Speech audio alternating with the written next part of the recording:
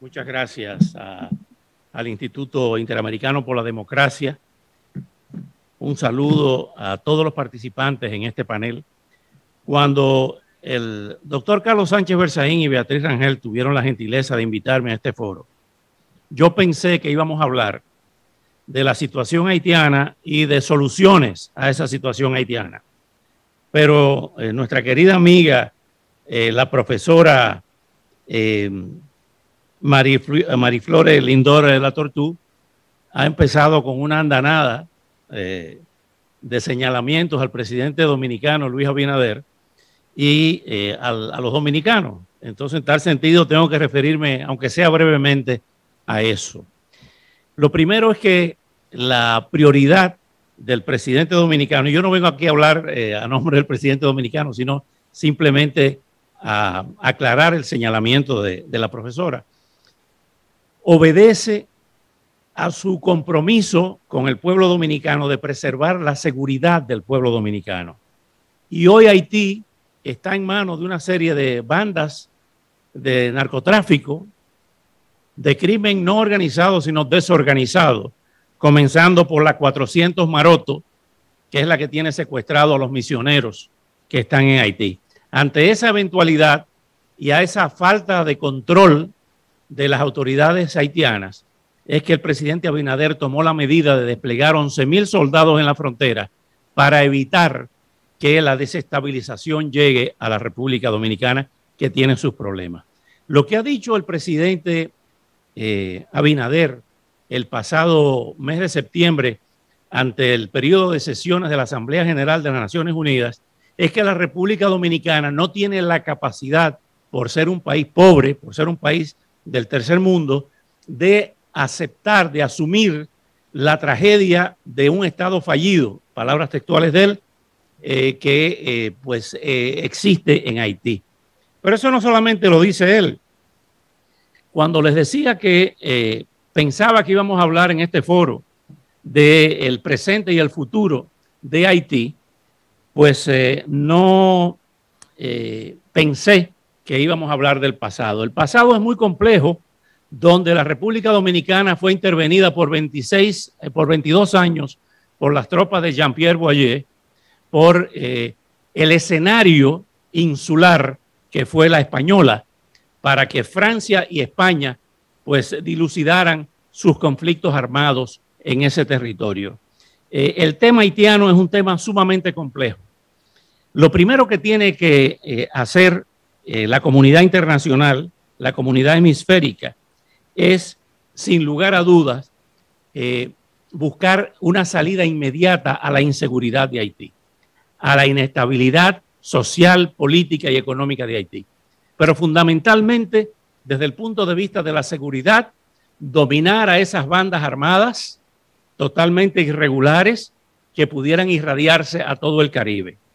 Conversaba hace un rato con el ex primer ministro Laurent Lamothe, donde me señalaba que esa 400 Maroto y las bandas armadas que hoy deambulan por las calles y campos de Haití, en su gran mayoría eran haitianos que cumplieron condenas en los Estados Unidos y fueron deportados a Haití de regreso y continuaron con sus actividades delictivas.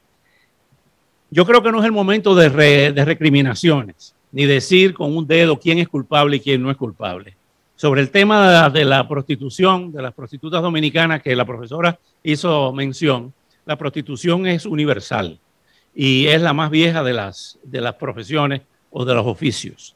De manera que apuntar a un país en ese sentido creo que no es justo y es sinceramente arbitrario.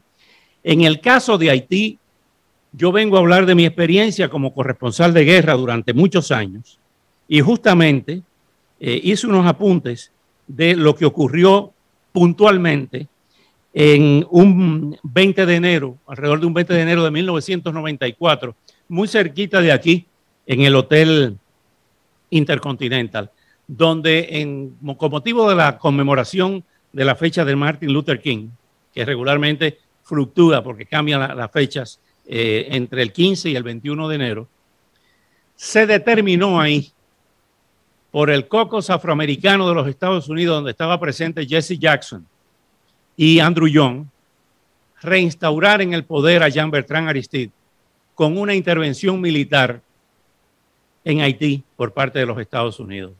Yo cubrí esa intervención. Yo navegué semanas antes de la llegada de las tropas el 21 de septiembre, aproximadamente el 21 de septiembre de 1994, en el mes de agosto, en una fragata de los Estados Unidos, nos llevaron de la base de Homestead a la base de Guantánamo, y de ahí navegamos por las costas de Haití, y ahí nos damos cuenta que era inminente la intervención para sacar del poder el triunvirato que presidía Raúl Cedrás, precisamente de madre dominicana, para reinstalar en el poder a Jean-Bertrand Aristide. Ahora bien, en una lista, en una serie de apuntes que yo he hecho, todas las opciones que se han aplicado hasta ahora por parte de Estados Unidos y la comunidad internacional han fracasado. ¿Y por qué han fracasado? Porque el problema de Haití es muy complejo. Han fracasado las intervenciones, han fracasado las ayudas internacionales, han fracasado las opciones de gobiernos provisionales, han fracasado las elecciones y desde luego ha fracasado el tema de la seguridad nacional. ¿Por qué? Porque el enfoque, ahí está la clave, ha sido de poner paños tibios o de darle aspirinas a un cáncer.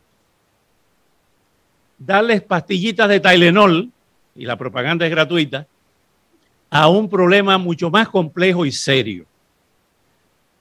Haití ha sido tratado como el vecino pobre que hay que ayudarlo porque el pobrecito, pero no lo enseñan para buscar una imagen, una metáfora. No se soluciona el problema estructural. Ese fideicomiso con el cual estoy de acuerdo, pues simple y sencillamente tiene que tomar el toro por los cuernos y administrar Haití, supervisar o cambiar, si hay que hacerlo, el sistema judicial, la situación económica, no dejarla en manos de quienes se han repartido las ayudas internacionales, y una administración efectiva que contribuya a crear fuentes de trabajo, a reorientar la economía y las inversiones para evitar que el haitiano se vaya de su país. Si no se combate la pobreza desde el punto de vista estructural y no coyuntural, nunca se va a solucionar el tema haitiano. Estando yo en esa reunión del mes de enero de 1994 en el Hotel Intercontinental, lo que estaba escuchando me dejaba con la boca abierta. ¿Por qué?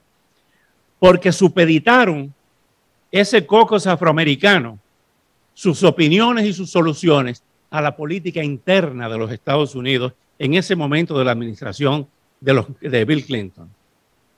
Y si ese es el enfoque y el criterio, pues no se pensaba en buscar una solución a Haití, sino en una solución que beneficiara el partidismo político en la política interior de los Estados Unidos. Un gran error que se criticó en ese momento, estando yo en el Hotel Montana con el hermano de uno de los panelistas, el gran amigo Franz Voltaire, y el arquitecto Leslie Voltaire, que está aquí en el panel. Y lo comentamos en ese momento. Él estaba colaborando con el primer ministro Robert Malval. Y yo le dije, ¿qué tú opinas de este error de eliminar el ejército haitiano? Y se quedó mirándome y me dijo, qué buena observación. Fue un error tratar de repetir la solución panameña, donde se eliminó el ejército de Manuel Antonio Noriega, porque se estaba conformando ahí un narcoestado. Querer utilizar la misma fórmula con Haití. ¿Qué pasó? Que esa eliminación del ejército nos ha traído a lo que estamos viviendo hoy en Haití, donde bandas armadas controlan el país. Sin instituciones, aunque sean débiles, la política debió ser mejorar ese ejército y no abrir a Haití al narcotráfico y al caos y a la anarquía que se está viviendo hoy. De manera que ha sido una serie de errores. Pocas veces se ha visto en la historia de América una concatenación de errores de todas las administraciones norteamericanas y de la gran irresponsabilidad de los gobiernos de Francia y de Canadá, de hands-off, para no tratar de solucionar enormemente la crisis haitiana. No podemos olvidar, mi querida profesora,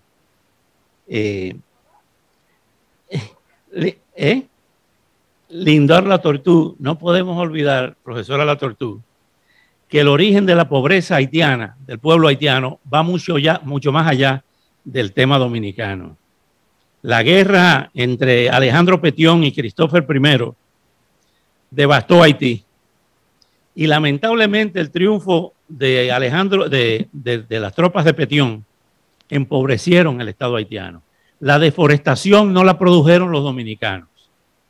De manera que esos factores, la multa que le puso Francia a Haití, que tuvieron que pagarla hasta el año 34 del siglo pasado, por decretar su independencia y para evitar que las otras colonias francesas como Martinica y Guadalupe se sublevaran, no fueron los dominicanos, fue Francia. Y hoy Francia no quiere asumir su papel histórico. De manera que este no es el momento de recriminaciones ni de señalamientos. Este es el momento de soluciones. Y la solución del pueblo haitiano viene con una labor coordinada de los buenos haitianos como ustedes y la comunidad internacional para sacar a Haití a flote y evitar lo que se está viendo hoy día, que una crisis haitiana desbordada se va a irradiar a todo el Caribe. Si a eso le sumamos la situación cubana, que es una situación desastrosa como nunca antes, lo que vamos a tener es a un Caribe inmanejable, si cabe el término.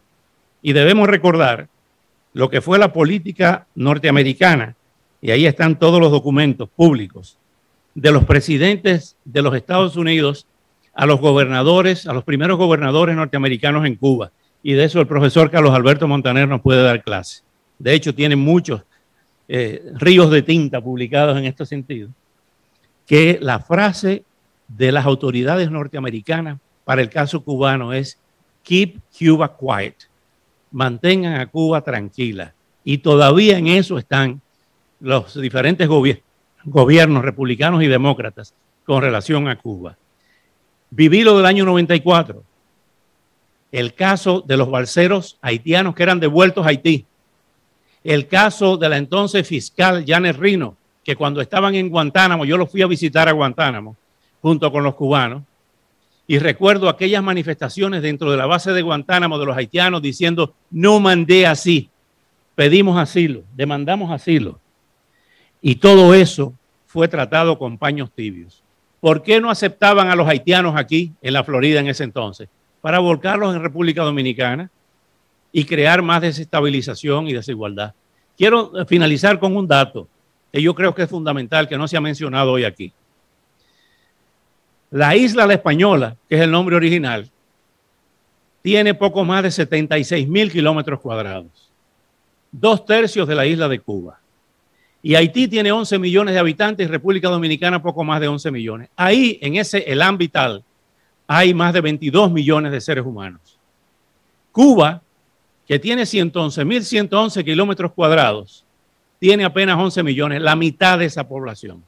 Ustedes me van a decir que ese no es un factor clave, fundamental, esencial para comprender ese drama de la isla de La Española y no estar recriminándonos ni culpando a nadie, sino simple y sencillamente tratando de buscar soluciones. La comunidad internacional tiene un compromiso esencial, fundamental y determinante para sacar a Haití a flote.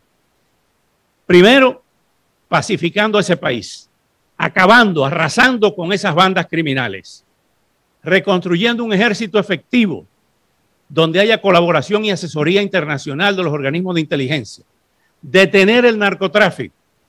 Otro punto esencial es la creación de fuentes de trabajo, de proyectos estructurales con ayuda internacional, pero supervisada por esos donantes.